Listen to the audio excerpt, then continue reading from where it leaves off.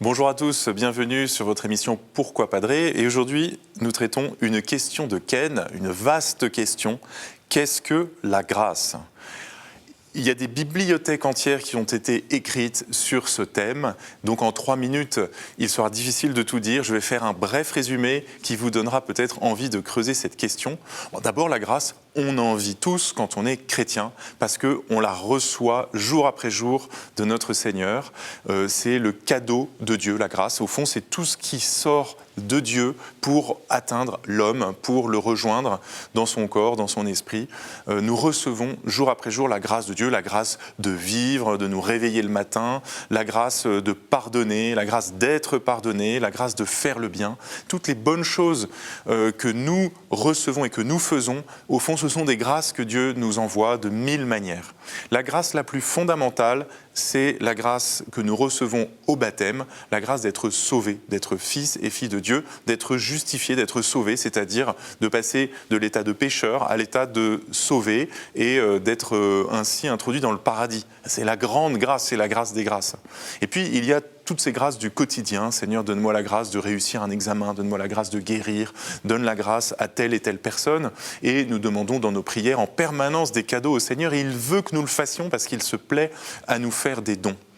Précisons que la grâce est gratuite. C'est d'ailleurs dans le mot grâce, le fait que Dieu la donne sans aucun mérite de la part de l'homme, sans contrepartie, sans rémunération. L'homme ne peut rien rendre à celui qui lui fait grâce, à son Seigneur. Pas plus qu'un enfant peut rendre à ses parents la vie qu'il a reçue d'eux.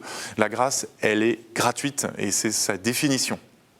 Néanmoins, l'homme est invité à rendre à Dieu, par sa vie, par ses actions, on pourrait dire un hommage.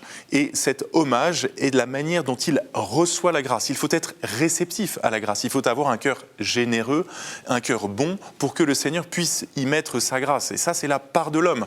La part de l'homme, c'est de se rendre disponible, on pourrait dire aussi malléable, à l'action de Dieu, au cadeau du Seigneur.